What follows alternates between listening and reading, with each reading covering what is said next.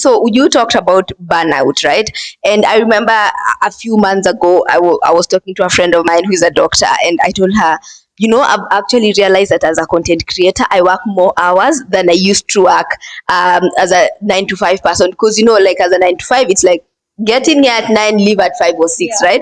But as a content creator, it's your own business. Like for me, it's my own business. Like for me, I work and work and work and work. And then what happens is that if you go into those extremities, you end up being burnt out.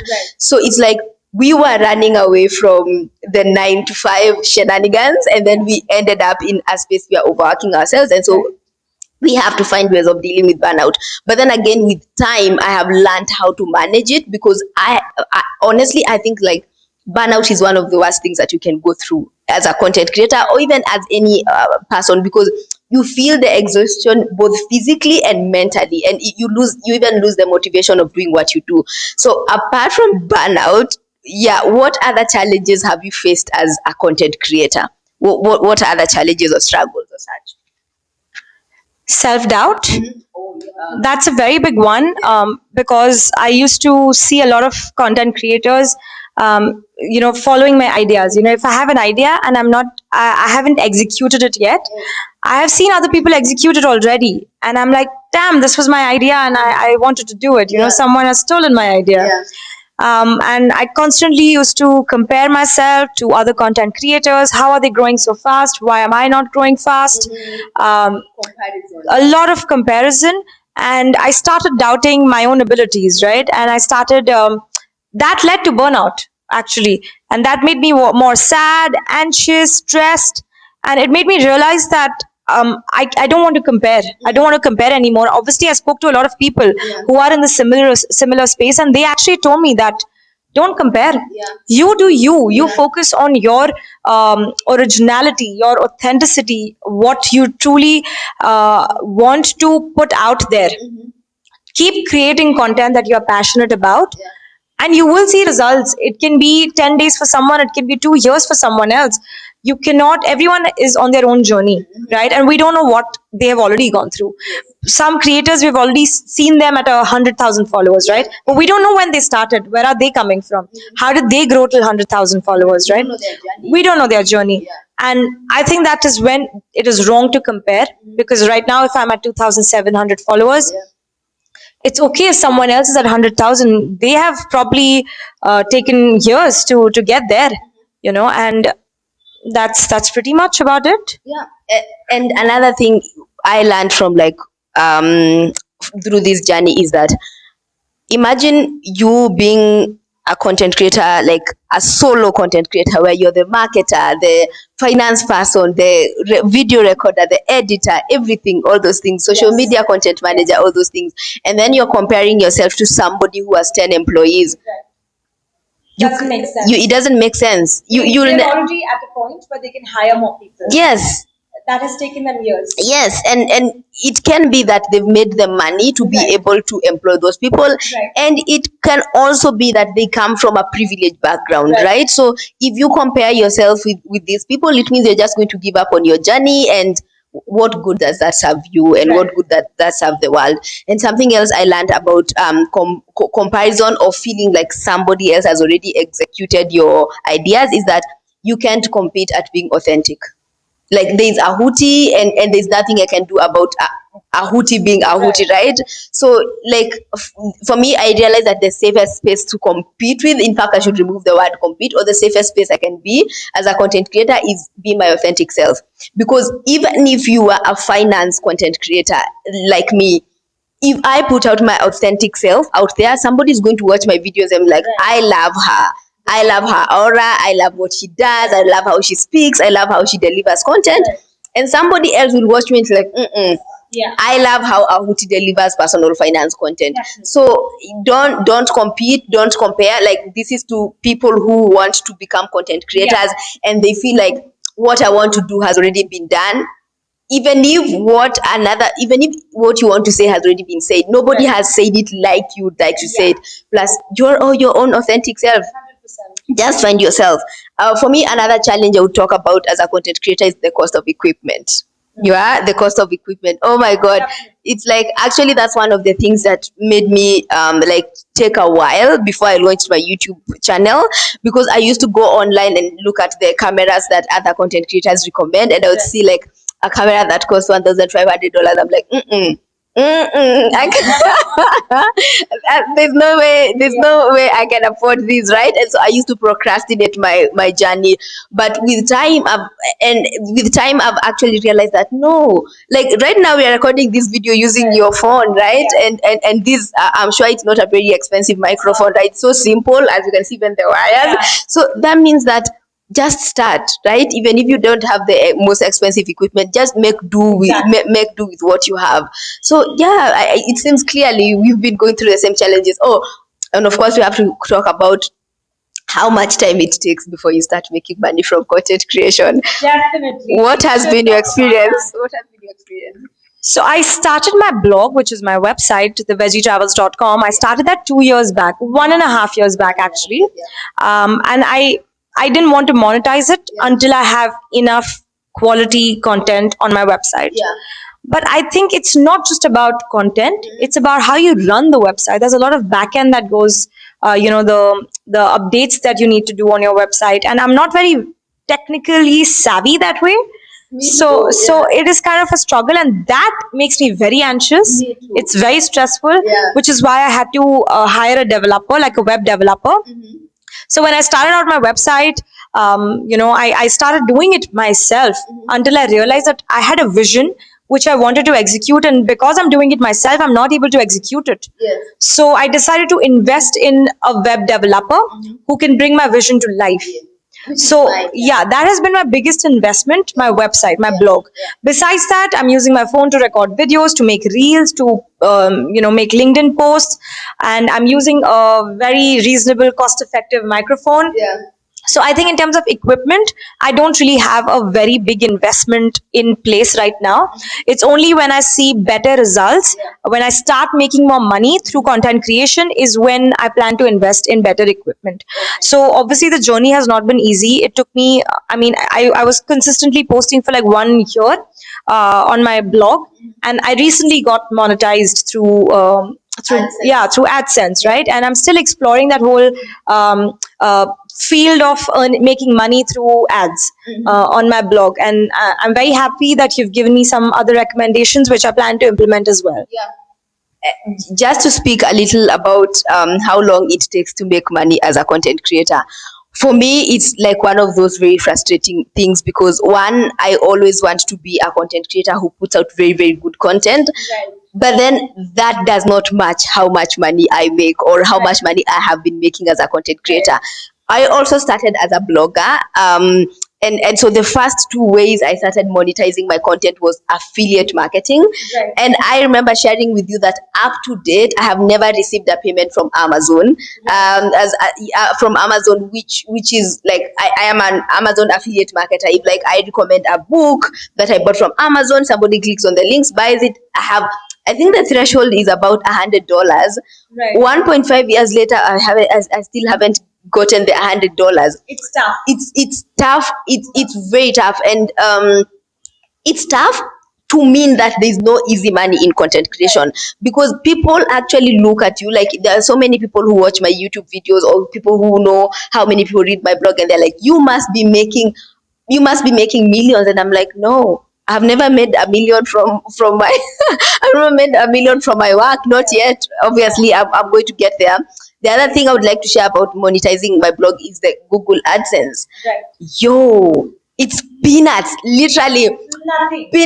Basically, yeah, I think It's almost nothing. I would rather not actually have it. I can let it go. Yeah, peanuts are nutritious actually. So it's nothing, it's like, right? Because like for me, when I monetize my blog, when I monetize my blog using Google AdSense, I was like, finally, because I didn't know how much people make from Google AdSense. Yo, it took me 6 months, or like 6-7 months for me to make 70 pounds, right? And even when they send you that 70 pounds, first of all, there's transaction costs from like, because they're sending it from like an American bank to a Kenyan account. It didn't get to me as 70 pounds. It got to me as like 60 pounds. And like, what do you do with 60 pounds, right? you can let it sit in your bank account. And so yeah, how much money we make as content creators is crazy. It will take you forever before you get there. So I don't know if you have anything to add.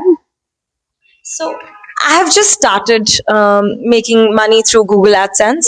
I think even I agree with you. Like honestly, it's not so much. It's really almost nothing. Almost nothing. Yeah, and you put in so many hours. You jot down all the information, and I mean it takes a while to make an article which is like valuable and good quality and useful for people. Yeah. And the returns that you get are not up to the mark.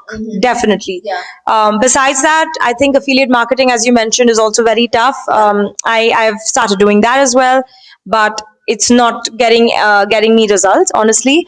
And otherwise, right now, what you can actually make money from is brand collaborations. Yes. And that I feel has decent amount of money if the brand trusts your quality. And I feel nowadays a lot of brands are focusing a lot on the number of followers, but they're not focusing on the quality, Yes. which actually has led to a lot of people buying followers on Instagram, which eventually leads to buying likes, buying views, buying comments, and it's like a hole that you keep digging for yourself, but you lose the power of influence in the process. Yeah. And That's the I part. think the brands don't realize the difference between an authentic content creator and someone who has bought followers. Yes. And that kind of puts me down as well, that I'm putting in so much effort, and I see other people getting more followers by showing their skin, or buying more followers so that they can get better brand deals. So that is something that also needs to be talked about, Yeah. because in my head it's very ethically wrong. Yeah, it is. And especially when you see that the brands that we are talking about, like they're not making any effort to they're not making any effort to see that this person has obviously bought followers, or yeah, has obviously bought followers, and you're there with your very good content and you're not getting anything out of it. But either way, I think at the end of the day, for me, at some point it used to lose me sleep, and then at some point it stopped losing me sleep, because that is not something I can control, right? So I simply just started asking myself, what am I in control of? I'm in control of making good content.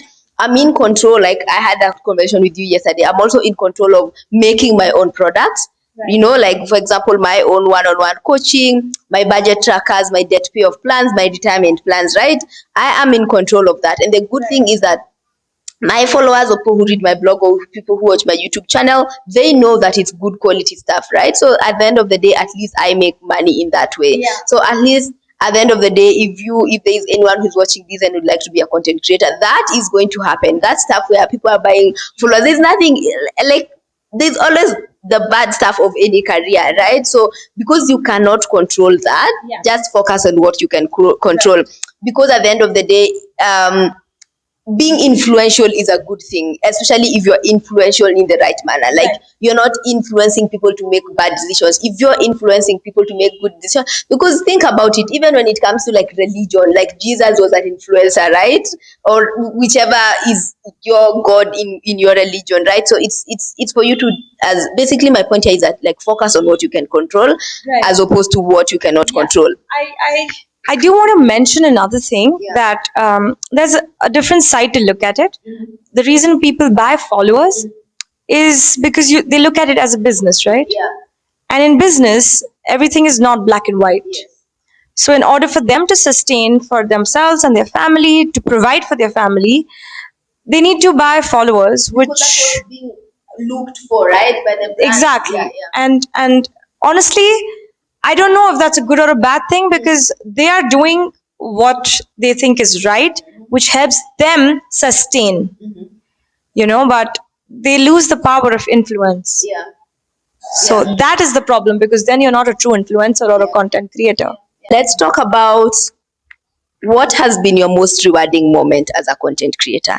What is that one thing, or maybe two, that when you think about it, you're like, yeah, this is what I like doing, or that was a highlight of my career as a content creator?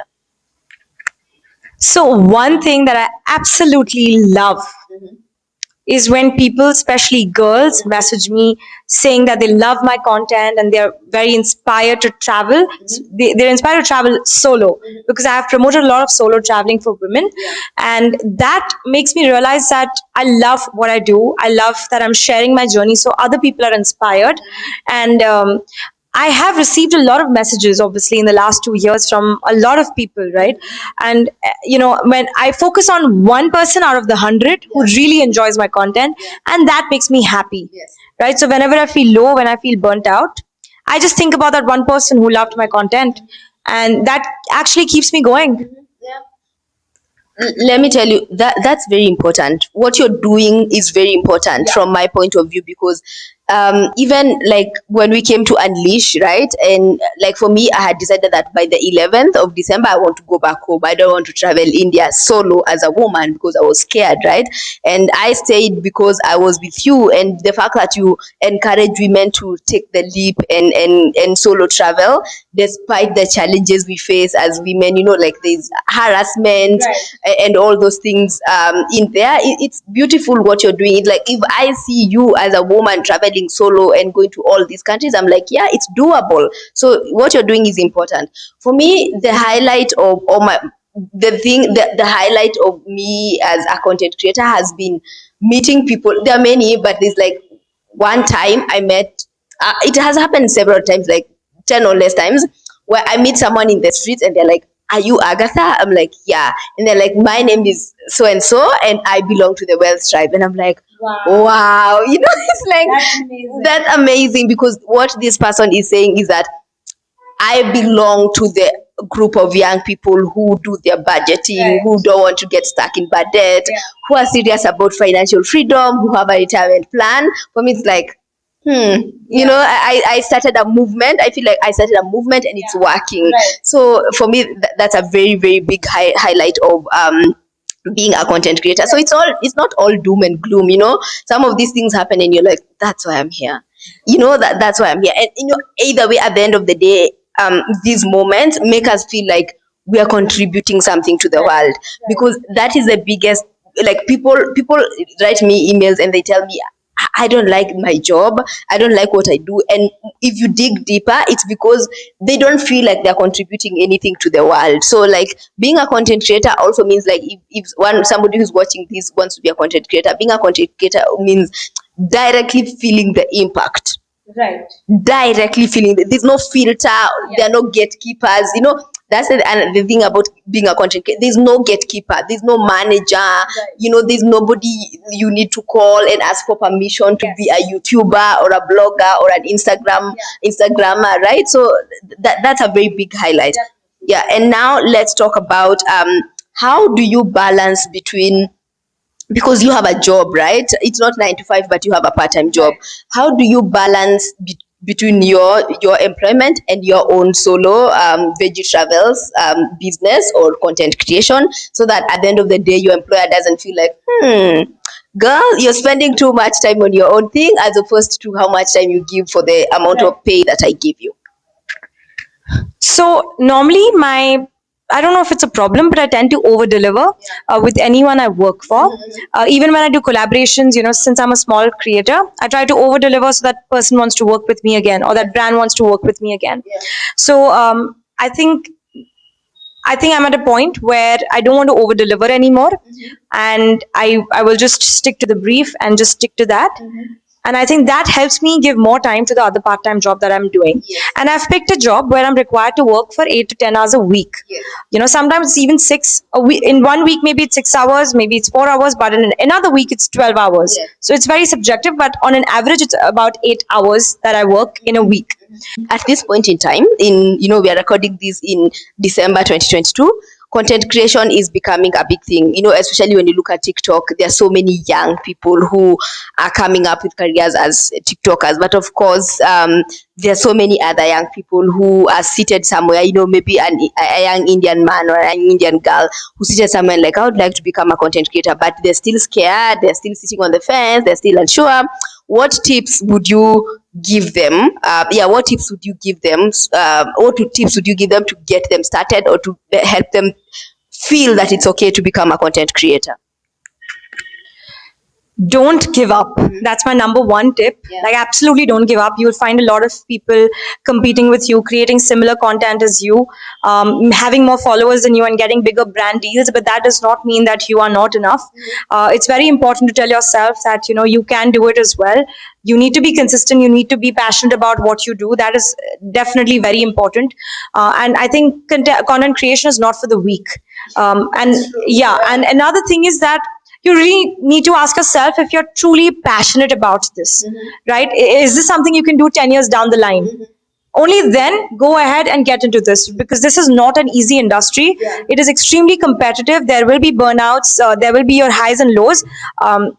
But the good thing is you will have your flexibility to be your own boss, and I think that is very important. Another thing is that the algorithms keeps changing. The trends will keep changing, the platforms will keep coming up, new platforms, old platforms will die. Don't stop learning. Push yourself to keep up with the latest trends. Push yourself to keep growing in your own field and compete with yourself rather than with someone else. And the third one is networking. I feel the creator space is very big on networking. We are here because we met through an event, a global event where we got to meet a lot of people. It was very networking heavy. And this is where we are now, creating this video, and you never know who will be helpful to you in your career, indirectly or directly. So I would say that don't miss out on networking and meeting like-minded people who are in the same space as you. Because with Agatha, at least I have realized that we have the same struggle. We're in the same creator industry, and I feel so good to know that I'm not the only one facing the issues that I am as a creator. When you talk to other creators, then you get to realize that that thing that is almost killing you is not not personal, right? It's the industry. It's not you. It's not you. All of us are facing it. And for me, the tips I would give to upcoming creators is that don't choose content creation because you think that this is the easy path. Don't for 1 minute pick content creation because you think that, oh, if I become a doctor, if I become an engineer, a lawyer, or a teacher, even a nurse, if I choose all those things, it's going to be hard. I'm going to work many hours. It's going to be stressful. But if I become a content creator, it's going to be easy. Oh no, let me disappoint you right this minute. That if that's what you're thinking, either throw that mindset out of throw it to the trash, or don't become a content creator, because you're going to be so thoroughly disappointed. It's going to hit you like it's like boom. It's not easy. It's so much work. Like, for example, like we said, when we started our content creation, we used to work more hours. I used to find myself on my computer at 3 a.m. because this needs to be done, this needs to be done, especially when you're beginning, and we are still in our beginning stages. You're everything for your business. You're the marketer, you're the legal person, you're the design person, you're the editor. It's crazy. It's crazy. And to add on to that, just in case somebody thinks it's an easy thing, I keep saying that the people who subscribe to your YouTube channel and the people who follow you, they don't follow you because they want to grow your the number of subscribers. To be honest, people follow you for selfish reasons. Even I'm going to be honest, I watch other people's YouTube, right? I don't subscribe to the YouTube channel because I want to grow their numbers. I subscribe to their YouTube channels because I want value. In fact, I expect value 24/7 from the YouTubers that I subscribe to. So people are subscribing to you, and the more they're subscribing to you, the more they expect from you, right?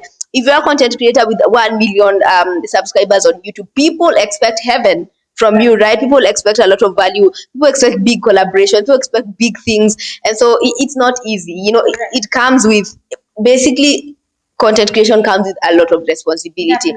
And especially, Exactly why it's for the weak. yeah, it's not for the weak. Exactly, it's not for the weak. Yeah, and especially, the other fear that I usually have as a content creator is, I am the face of the brand, right? So I cannot afford to be not on brand. Like, like, people expect you to, like, people expect value from you. People expect you to spit wisdom.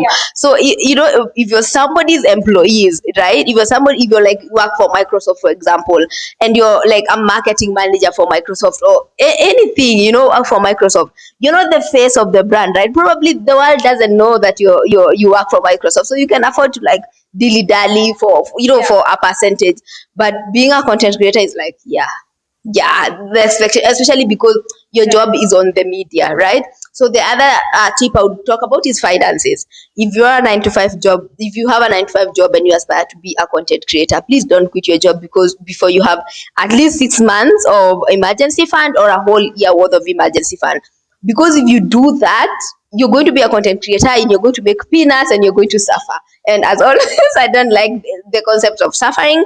And another thing is that before you quit your 9 to 5 job, please have health insurance, because the minute you get sick, and you are going to get sick, and one of the things that are going to make you sick as a content creator or going to drive your illness, of course I'm not wishing you anything bad, but it's the burnout. You're going to experience it and your body is going to feel it, your mental health is going to suffer, you might have to see a therapist. So make sure you have an emergency fund. And maybe you could talk about a thing about a tip that you shared with me, that before you that when you're starting, you don't have to be a full-time content creator. You can have a side job like you're doing, right? You can give that as an example. I feel if you don't have your emergency fund, which in my case, I use my emergency fund to fund my travels. Yeah. So right now, what I'm doing is I'm working part time while working on my personal brand on the side, which I think it also works really well because you're able to sustain yourself how much ever you can. Obviously, you're not making millions of rupees or dollars, but whatever it is, it's enough for you to fund your travels, right? And I've also started curating itineraries, I've started providing some other services, and that is also helping me sustain. And I feel if you can do that on the side by while still working on your personal brand, you're still good to go. Because let's say you work uh, 8 to 12 hours in a week for someone else, you still have enough time to work on your personal brand, and you will actually have money to hire someone else to help you with your personal brand as well. So I think that works pretty well, this whole format of doing part-time and working on your personal brand. Yeah. So at the end of the day, the tips here, as you can see, is the goal is to reduce your level of stress as a content creator. Right. Because being a content creator actually is being a creative, and creativity only comes when your stress levels are not low, when your stress levels are low, right? So, and one of the biggest ways to reduce your stress levels as a content creator is getting your money right. Like, make sure you're saving, make sure you're managing your money well, make sure you're not wasting money, make sure you're planning for the future, making sure people are not influencing you to buy gadgets that you cannot afford, or to live. Another thing that I've realized that as a content creator, is that when you have, for example, like me, when I told you that I gained like 10,000 followers on Instagram in like 2 months, there's a day I woke up and like, so how am I now supposed to look like on social media? Am I supposed to like only go to fancy hotels and stuff like that? So it's very possible as a content creator to have all these followers and you feel like I have to live a certain standard of life that you cannot afford. Yeah. I have to live a certain standard of life to make people happy. Of course, that is going to be the beginning of your downfall. Right. So the whole point is reduce even manage people's expectations, reduce your stress levels, save your money, get good with money. And obviously, the reason why we are seated here is because this girl has been to 42 countries. And I'm going to say it right here, when she's seated here, is that the first time she told me she's been to 42 countries, I was like, what? And I was super impressed. And she was like, no, Agatha, people, I mean, there are 196 countries in the world. I haven't been to 196. I'm like, I want to smack you right now. It's like, the average person hasn't left their country. So give us travel tips, please. And especially traveling on a budget, because that's what we want to do, but we don't know how. So, as I said, I've been in the travel space since last 6 years, since I was 21. You can calculate my current age now. Yeah. So, so my first job gave me an opportunity to go to Finland, and after that, I went to Canada for 1 year to study. I studied in Spain for 1.5 years, and when I was there, I got an opportunity to travel around as well. I used my money from my first job to fund my travels while I was in Spain. So I went to different countries, and I was also organizing trips for university students. Through that as well, I got to travel a bit in Spain, and I was working with a travel startup in Spain as well for a few months, and they invited me to attend a carnival in Spain, which was really nice. And in the pandemic, we have ended up saving a lot of money by working from home and cutting down on a lot of other costs. So I used those savings to travel last year for 3 months in Europe. So I booked a one-way ticket from India, and I traveled around for 90 days, and I covered like 15 countries. I think it's definitely possible. I was on a very shoestring budget. I'm not saying it has been a very, I didn't have a very large budget, but whatever I could, I tried my best to make sure that I use my visa, which was valid for 90 days, to the max. So I volunteered abroad for a month. I stayed at my friends' houses. I worked, I couch surfed, if you know the concept of couch surfing. It's like an exchange of culture, but you in exchange for food and housing. I did that, and I stayed in hostels, which also was quite cost effective. And wherever possible, I tried to use local transportation instead of flights, because this also has a sustainability aspect to it. Your carbon emissions are much higher when you take flights, so it's always nicer and more sustainable to take the local transport, like e-bikes or e-vehicles or buses or trains or just walking. So I tried doing that as much as possible. I tried to cook my own food, or eat healthy, but buy groceries and eat healthy food as well in general. So there are ways around budget traveling, and you need to follow my blog to know more. Yeah, sure. And so, Ahuti, thank you for coming to the Wealth Tribe and sharing with us your content creation journey. It's been helpful to me to learn what being a content creator in India and one who travels around the world a lot, because I aspire to do that. And I, knowing the Wealth Tribe, is that they aspire to be you. They aspire to go to 42 countries. So you're a very useful person. And also, welcome to the Wealth Tribe. Now, you're part of us now. Thank you so much. Yeah. It's been a pleasure knowing you, Agatha, and I'm so happy to be on your channel. It's been great. Okay, so maybe now you can tell us, where can we find you? What's the name of your blog? What's the name of your YouTube channel? What are your social media handles so that we can follow you? Just look up the Veggie Travels, TheVeggieTravels.com. That's my website, and you can also look up the Veggie Travels on YouTube, and you will find me. My Instagram name is Ahuti at the moment, which is AAHUTI, but you never know, I might change it to the Veggie Travels at some point. Okay, thank you guys for watching. As always, subscribe to this channel, like, follow her, subscribe to her channel. Go see the 42 countries that she's been to. Make it's a reality. We're not lying here. She's been to all those countries. So go see them, aspire to be. She'll give you the tips to how to travel on a budget. And so she's a valuable person to know. And so thank you. And it's been real.